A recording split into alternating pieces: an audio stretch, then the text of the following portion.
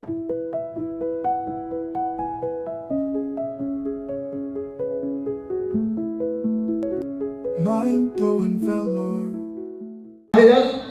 ஒரு 10 நிமிடம் இந்த உபச்சார நிகழ்ச்சி நடைபெறும்.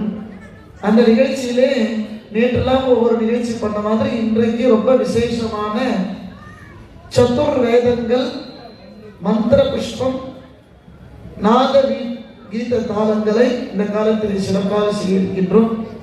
அதிலே முதலாவதாக மந்திர புஷ்பம் என்று சொல்லக்கூடிய ஒரு பெரிய ஒரு மந்திரம். என்னன்னா புஷ்பம்னா எல்லாருக்கும் தெரியும், இந்த மல்லி ஜாதிலாம் எல்லாருக்கும் தெரியும். சுவாமி மந்திர புஷ்பம் அப்படின்னா இதெல்லாம் போட்டா வாடிடும், ஆனா வாடாத மலர்களை அம்பாளுக்கு சமர்ப்பணம் செய்யப்படும். என்னென்ன நட்சத்திரங்களையும் மழையும் சந்திரனையும் எல்லாத்தையும் கோர்த்து அம்பாளுக்கு புஷ்பமா சமர்ப்பணம் செய்யணும்.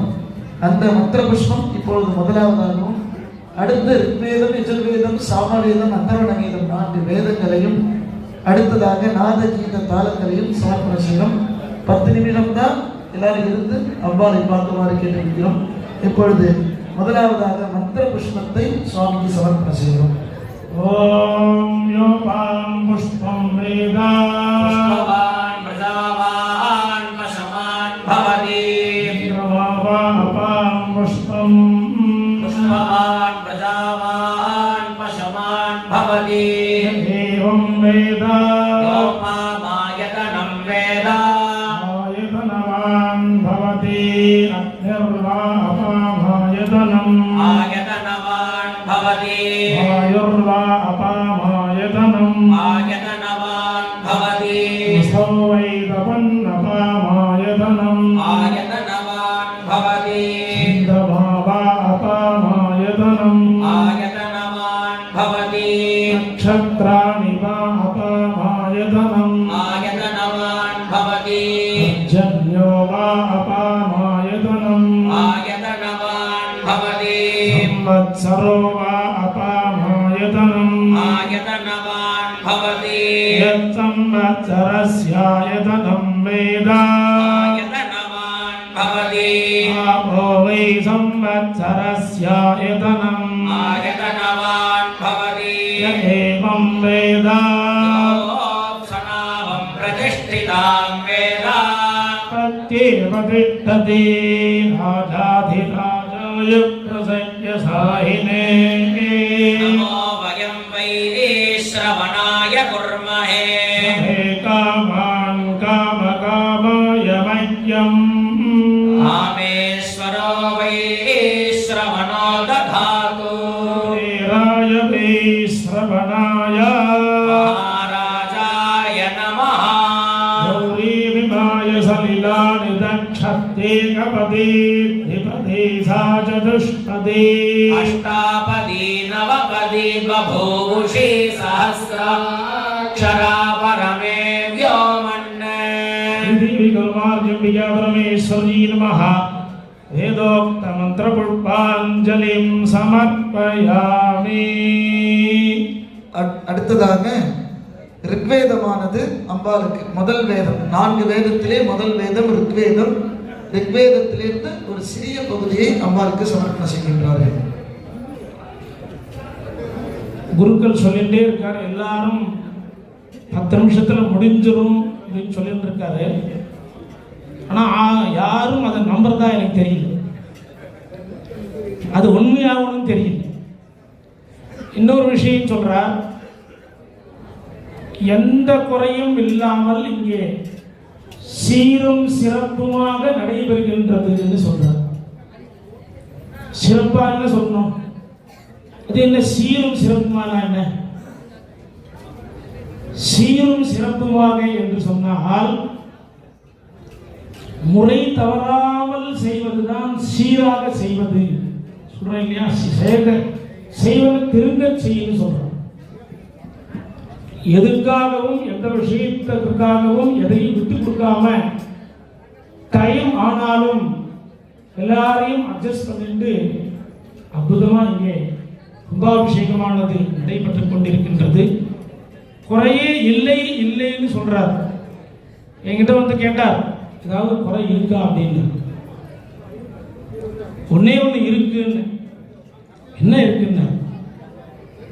இல்லைங்கிறதே இங்க இல்லைங்கிறது இருக்கு. குறையே இல்லை, அதுதான் இங்க இருக்கு. அப்படி பார்த்து பார்த்து செய்யக்கூடிய ஒரு விசேஷம் தான் இந்த மகா கும்பாபிஷேகம். உறுதியா ஒன்று சொல்றோம். இப்ப வேதங்கள்லாம் பாராயணம் முடிஞ்சு அதுக்கப்புறம் நாதஸ்வர வித்வான் இங்கே வாசிக்க இருக்கின்றார்கள். நிச்சயமாக அவர் சொன்ன மாதிரி 10 நிமிஷம் இல்லை, ஒரு 1.5 சீரியல் டைமிங் ஆகும். ஒரு சீரியல்னா டைம்னு உங்களுக்கு தெரியும், 1/2 மணி நேரமா இல்லை, இப்பெல்லாம் 20 நிமிஷம் தான். அந்த விளம்பரத்தை எல்லாம் விட்டுறாங்க இல்லையா, அது ஏதோ ஸ்கிப் வருது, அது தொட்டால்னா அந்த விளம்பரம் தள்ளி போயிடுது. ஆக்சுவலி 20 நிமிஷம் தான் அது ஒரு சீரியல் அப்படிங்கிறது. அந்த மாதிரி கணக்கெடுத்துட்டா ஒரு 1.5 சீரியல் வச்சுக்கோங்க. இந்த மாதிரி இங்கே வேதமானது இங்கே ரொம்ப முக்கியமானது. அதனால தான் நான் சொல்லணும்னு வந்த விஷயத்தை எல்லாம் ஒரு வேலையை சொல்லிட்டே இருக்கார். அற்புதமா அந்த விஷயத்தை எடுத்து சொல்றது தான் ஒரு பெரிய சாமர்த்தியம். நம்ம என்ன செய்யறோம், சாமி எல்லாம் வருவாங்க, குருக்கள் எல்லாம் வருவாங்க, யாகம் வளர்த்துவாங்க, மந்திரம் சொல்லுவாங்க. இந்த மந்திரத்துக்கு என்ன அர்த்தம், அந்த மந்திரத்தை ஏன் இங்க சொல்றோம் அப்படிங்கிற விஷயத்தை எல்லோருக்கும் எடுத்து சொல்வது என்று ஒரு பெரிய விஷயமாக இங்கே சொல்லப்பட்டிருக்கின்றது. இப்பொழுது சொல்லக்கூடிய மந்திரமானது வேத மந்திரம். தஸ்மாத் வேதம் பிரமாணந்தே, எல்லா விஷயங்களுக்கும் நமக்கு ஆதாரமாக இருக்கின்றது என்று சொன்னால் அது வேதம். அந்த வேதத்தை யாராவது எழுதினாளா அப்படின்னா, ஒரு விஷயத்தை ஒருத்தர் எழுதுறா இல்லையா, திருக்குறள் ஒருத்தர் எழுதியிருக்கார், ராமாயணம் எழுதியிருக்கார், அது நடந்ததுதான், எழுதுறது மகாபாரதம் எழுதியிருக்கார். வேதத்தை யார் எழுதுனா, யாருமே எழுதல, பகவானுடைய மூச்சு காத்து தான் வேதம். பகவானுடைய மூச்சு காத்தானதுதான் ஓம்காரம்னு பேர். ஓம்னு இருக்கும். அந்த வேதமானது ஆகாசத்திலே ஒளித்துக் கொண்டிருக்கும். அந்த வேதத்தை நமக்கு ரிஷிகளானவர்கள் எடுத்து கொடுத்தார்கள். எந்தெந்த சமயத்திலே எந்தெந்த மந்திரத்தை சொல்ல வேண்டும். வேத மந்திரம்னு சொன்னா பிரயோஜனம் இல்லை, அந்த வேதத்தை வேதமாக சொல்ல வேண்டும். அதற்கு ஸ்வரங்கள் இருக்கின்றது. எப்படி சங்கீதத்திற்கு 7 ஸ்வரங்கள் இருக்கின்றதோ, அந்த மாதிரி வேத மந்திரத்திற்கு 3 ஸ்வரங்கள் இருக்கின்றது. அந்த ஸ்வரத்தோடு சொல்ல வேண்டும். ஸ்வரத்தை தவறி சொல்லினால் அதற்கு எதிர்மறையான பலனை நமக்கு கொடுக்கும் என்றெல்லாம் ஆகமத்திலே, வேதங்களிலே, சாஸ்திரங்களிலே உறுதியாக சொல்லப்பட்டிருக்கின்றது. ஆகவேதான் ஒரு யாகம் செய்ய வேண்டும் என்று சொன்னால், ஒரு மந்திர பாராயணம் செய்ய வேண்டும் என்று சொன்னால், அந்த மந்திரத்தை சரியாக சொல்லக்கூடியவர்கள் இருக்க வேண்டும். அந்த வேத மந்திரமானது பிரார்த்திக்கின்றது. சுமங்கலி யம் மதோ விவாகம், ஒரு சுமங்கலியை பார்த்து தீர்க்க சுமங்கலியாக இருக்க வேண்டும் என்றெல்லாம் அந்த மந்திரமானது பிரார்த்திக்கின்றது. அதிலே கடைசியா ஒரு வார்த்தை வருது, தசாஸ்யாம் புத்ரானாதேஹி பதிம் ஏகாதசக்ருதி. அந்த மந்திரங்களிலே என்ன சொல்லுகின்றது என்றால், நீ கணவனை 11வது குழந்தையாக பார்க்க வேண்டும் என்று சொல்லப்பட்டிருக்கின்றது. அப்படின்னா என்ன அர்த்தம்? கணவனை 11வது குழந்தையா பார்க்கணும்னா 10 குழந்தை பெற்றுக்கணும். முடியுமா அந்த காலத்துல? 1 எல்லாம் நாம் இருவர்னு சொல்லியிருந்தா, நமக்கு இருவர்னு சொல்லியிருந்தா, அப்படி இருந்து ஒன்று இருந்தா போறோம். அப்படி போயிட்டு இருக்கு. நாம் இருவர், நமக்கு இருவர். அப்புறம் அதுவும் மாறி போச்சு. இப்போ நாம் இருவர், நமக்கு ஒருவர்னு ஆயிடுது. ஒன்றை வச்சுட்டே சமாளிக்க முடியல. அந்த காலத்துல எங்க சித்தப்பா 18வது குழந்தை. அதெல்லாம் இப்ப சொல்ல முடியாது, பண்ணவும் முடியாது. நாம் இருவர், நமக்கு ஒருவர் ஆச்சு. அதுவும் மாறி போச்சு. நாம் இருவர், நமக்கு ஏன் மற்றொருவர்.